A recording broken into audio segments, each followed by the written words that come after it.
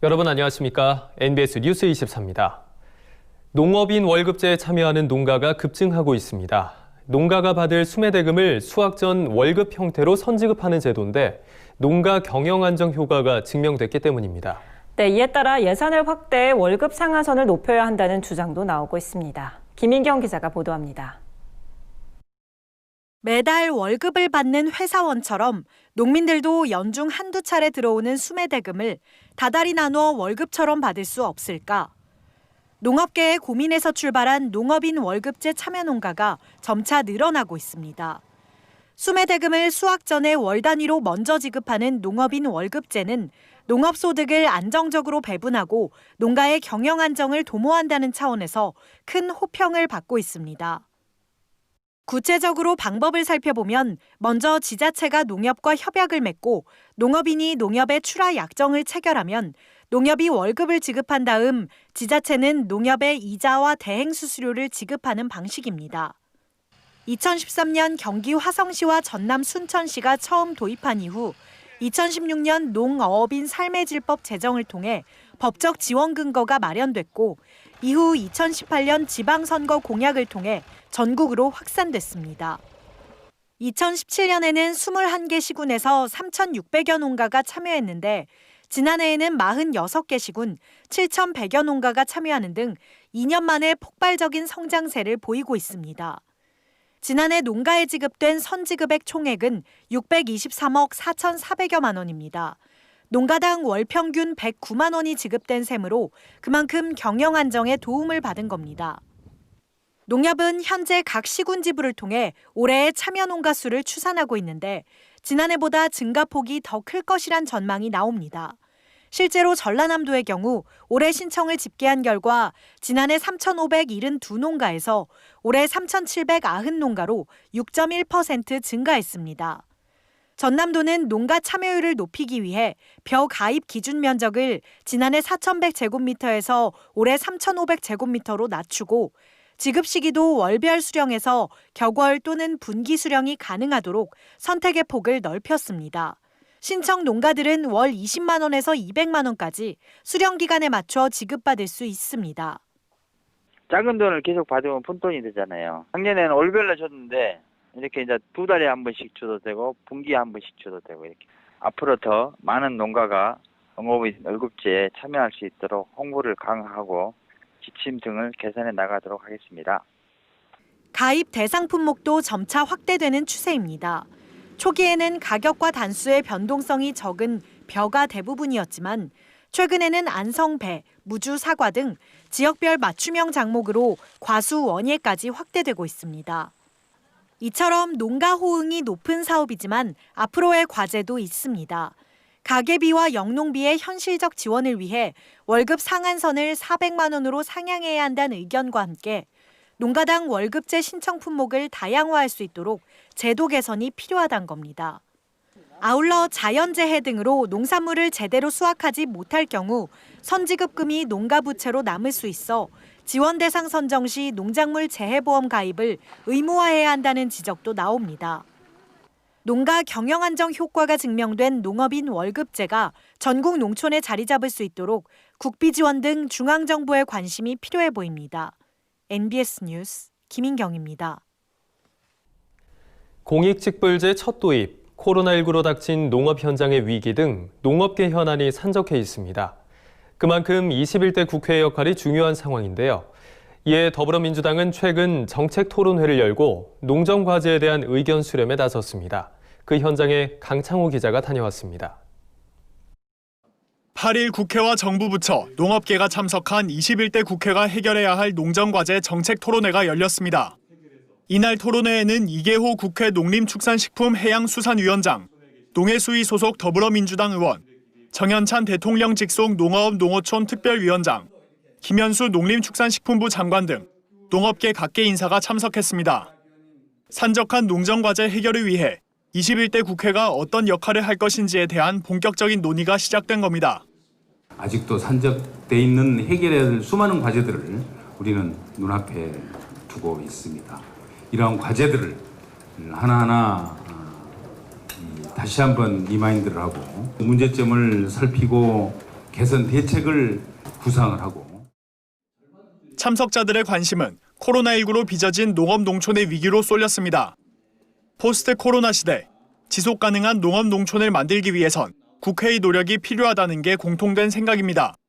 김홍상 한국농촌경제연구원장은 코로나19에서 비롯된 위기를 농업을 발전시킬 기회로 삼아야 한다는 역발상을 소개했습니다. 저밀도 비대면 사회로의 전환이 농업 생산 유통의 근본 변화를 촉발시킬 수 있다는 겁니다.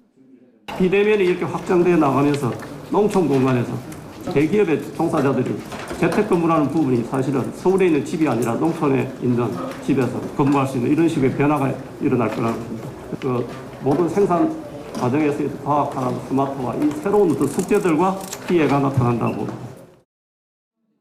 농업 농촌의 공익적 가치 증진을 위한 입법 보조의 필요성도 제기됐습니다.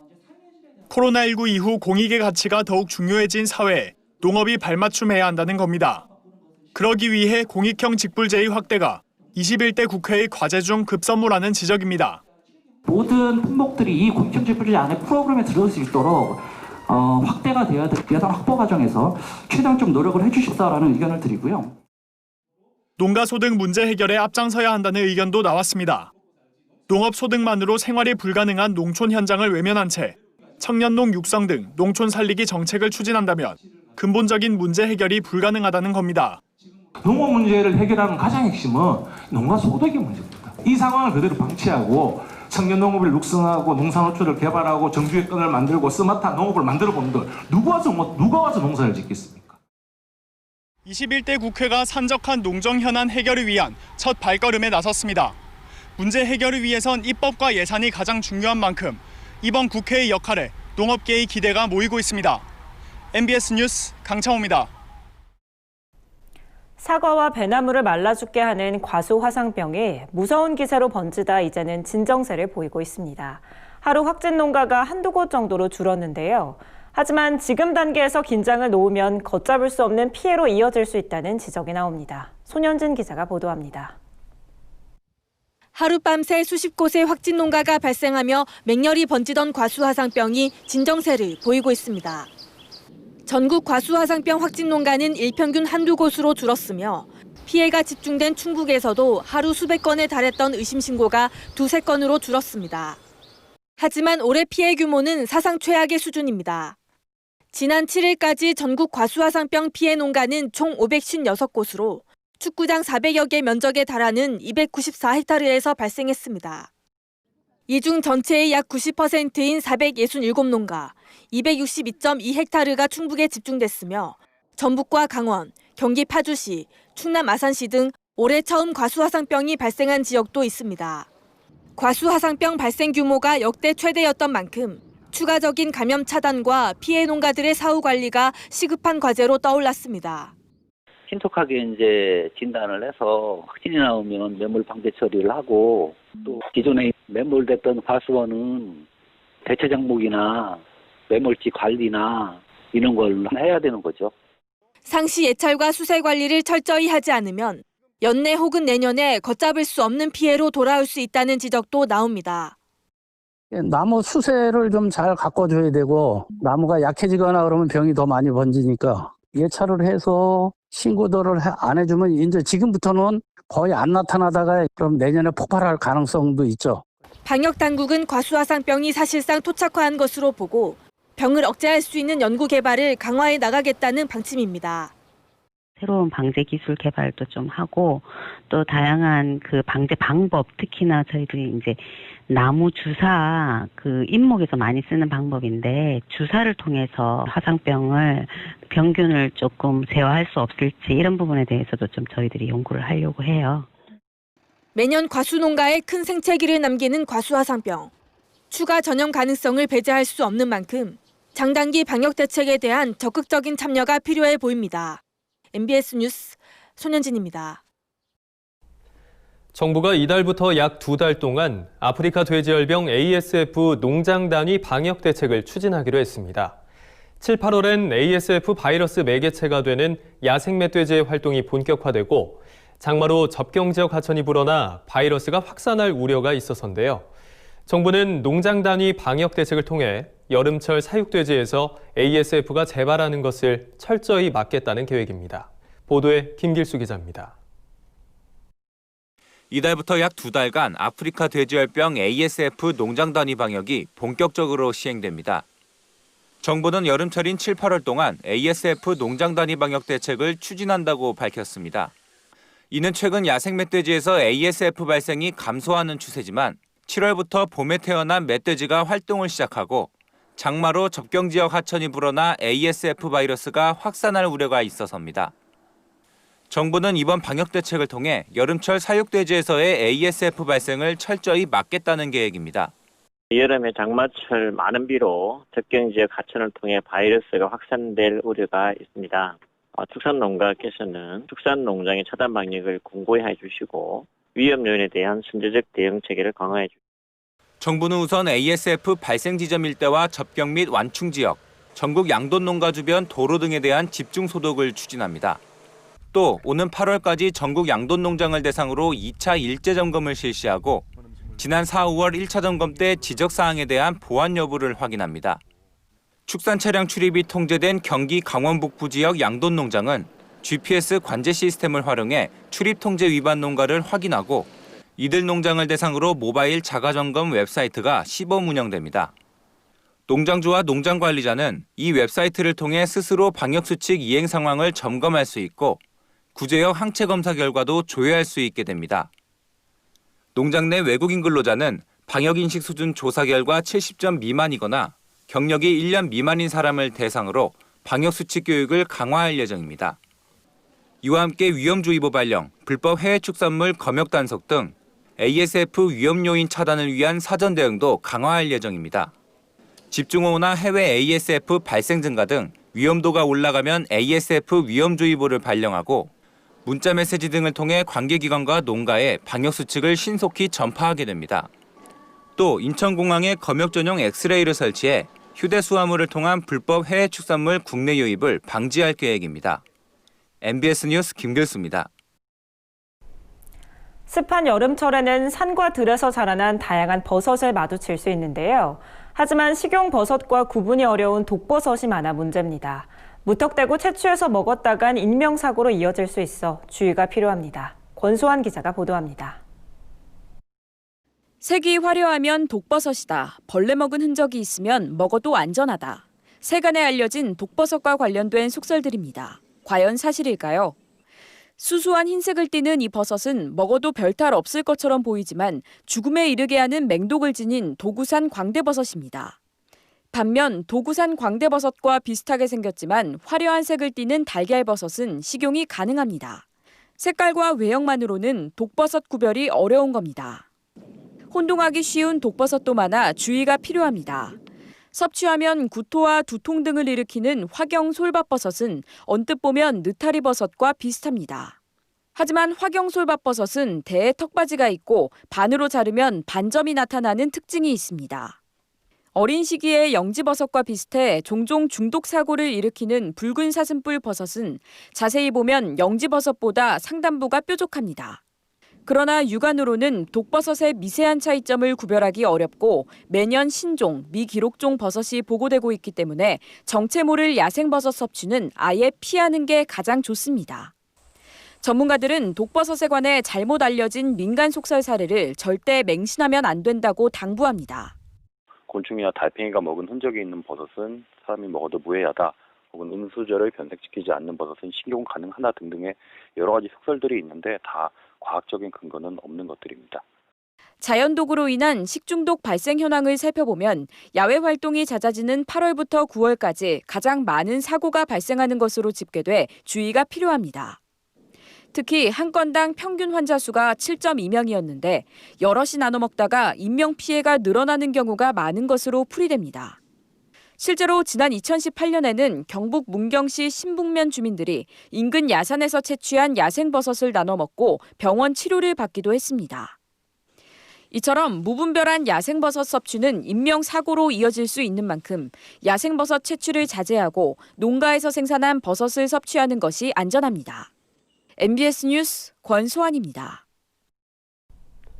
다음은 간추리 뉴스입니다.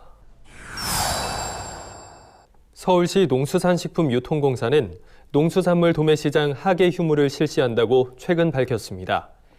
공사에 따르면 가락시장 채소부류는 7월 30일 목요일 저녁 경매를 끝으로 휴장했다가 8월 2일 일요일 저녁 경매부터 다시 개장하고 과일 부류는 7월 31일 금요일 아침까지 경매를 진행한 후 8월 3일 월요일 새벽부터 경매를 재개합니다. 강서시장의 경우 채소 부류는 7월 23일 목요일 저녁 경매 후 휴장했다가 7월 26일 일요일 저녁 경매부터 개장하며 과일 부류는 7월 24일 금요일 아침까지 경매 후 휴장했다가 7월 27일 월요일 새벽 경매부터 재개할 예정입니다. 양곡 도매시장은 7월 25일 토요일 하루 휴장합니다. 경북 경산 용성농협이 용성면 당리를 일원의 농산물 공동선별장을 준공하고 최근 본격 운영에 들어갔습니다. 용성농협 공동선별장은 연면적 470제곱미터 규모로 소포장 선별기와 저온 저장고 등을 갖춰 복숭아 기준 하루 10kg들이 4,000상자를 선별 포장할 수 있습니다. 이독일 용성농협조합장은 공동선별장이 지역 대표 농산물인 복숭아의 유통 구조를 바꿔 농가 수출값을 높여줄 것이라며 앞으로 소포장화를 추진하고 직거래 물량을 늘려 안정된 가격으로 판매할 수 있도록 최선을 다하겠다고 밝혔습니다. 경상남도가 여름철 재해로 인한 가축 및 축산시설 피해 최소화를 위해 오는 10일 전후로 가축재해보험 지원 등 6개 사업에 367억 원을 조기 집행한다고 최근 밝혔습니다. 주요 사업 예산은 가축재해보험 지원 사업 66억 원, 축사시설 환경개선 사업 2억 4천만 원, 축사시설 현대화 및 ICT 융복합 지원 256억 5,400만 원, 가축 고온 스트레스 예방 장비 지원 3억 7천만 원 등입니다. 한국농어촌공사는 지자체의 긴급재난 문자를 활용해 자체 개발한 농업용수 담당자 안내 문자 서비스를 전북 김제시에서 본격 시행한다고 최근 밝혔습니다. 이 서비스는 행정안전부의 협업 매칭 플랫폼 과제로 추진된 사업으로 호우 등 재난 상황 발생 시 농어민에게 농업용수 관리 담당자를 안내해주는 문자 서비스입니다. 공사 관계자는 전북 김제시를 시작으로 협업 대상을 전국 지자체로 확대해 나갈 계획이라며 현장 중심의 재난 대응 체계를 구축해 재난 대응력 강화에 최선을 다하겠다고 밝혔습니다. 농업에 관한 어려운 용어나 개념을 알기 쉽게 풀어드리는 풀어쓴 농업백과 시간입니다. 한국은 세계 무대에서 협동조합 강국으로 인정받고 있습니다. 특히 한국농협은 협동조합 선진국인 유럽이나 미국의 협동조합들과도 어깨를 나란히 할 정도인데요. 우리나라 이성희 농협중앙회장이 최근 국제협동조합 연맹에 속한 농업기구의 회장으로 선출되면서 세계 협동조합인들의 주목을 받고 있습니다. 국제협동조합 농업기구는 어떤 곳인지 오늘 풀어쓴 농업백과에서 알아봅니다. 국제협동조합 농업기구는 국제협동조합 연맹의 8개 분과기구 중 하나입니다. 따라서 국제협동조합 농업기구를 알기 위해선 먼저 국제협동조합 연맹이 어떤 곳인지부터 알아야겠죠. 국제협동조합 연맹, 즉 ICA는 1895년 8월 19일 영국 런던에서 14개국 협동조합 대표 207명이 모여서 만든 비정부 국제기구입니다. 현재는 109개국 310여 개 협동조합으로 성장했고 조합원 수만 10억 명이 넘는 규모입니다. ICA가 제시한 협동조합 원칙은 전 세계적으로 인정받고 있는데요. 유엔과 국제노동기구의 공식 정책 문서에도 인용되고 여러 나라의 법조문에도 포함되고 있을 정도입니다. 그럼 국제협동조합연맹은 무슨 일을 하는 곳일까요? 협동조합의 원리와 방법을 연구하고 세계 각국의 협동조합 사업을 보급하며 가맹조합 사이의 우호를 유지하고 조합운동 및 소비자 이익을 옹호하기 위한 목적으로 설립됐습니다. 우리나라의 농협과 수협, 산림조합, 새마을금고, 신협, 아이쿱 생협 등이 ICA 정회원으로 가입돼 있고요. 대학생협과 두레생협은 준회원으로 활동 중입니다. 국제협동조합연맹은 각 사업을 8개로 세분화해서 나눠 운영하고 있는데요. 이 중에 농업 부분을 담당하고 있는 것이 바로 국제협동조합 농업기구, 즉 이카오입니다. 전 세계 농업협동조합을 대표한다고 보면 되는데요. 농민조합원들의 권익 향상을 위해 지구촌 농협 간 협동, 농협 관련 현안 논의, 각국 농협에 대한 조사 연구 사업, 개도국의 농협운동 지원 활동 등을 펼치고 있죠. 1951년 창설된 이카오는 전 세계 28개국 33개 회원기관으로 이루어져 있는데요. 이카오에 속한 농민조합원이 인도 2억 3천만 명, 중국 1억 7천만 명, 일본 490만 명, 한국 300만 명 등 5억 명에 달할 정도로 8개 분과기구 중 조직이 가장 크고 영향력도 막대합니다. 특히 우리나라 농협중앙회 회장이 1998년 이카오 회장으로 선출된 이후 농협중앙회 내에 이카오 사무국을 설치 운영 중에 있습니다. 한국농협은 1997년부터 15명 규모의 ICA 이사회에도 진출하며 ICA의 각종 국제회의를 유치하는 등 활발한 활동을 펼치고 있는데요. 국제무대에서 한국농협의 목소리가 그만큼 커졌다는 것을 의미합니다.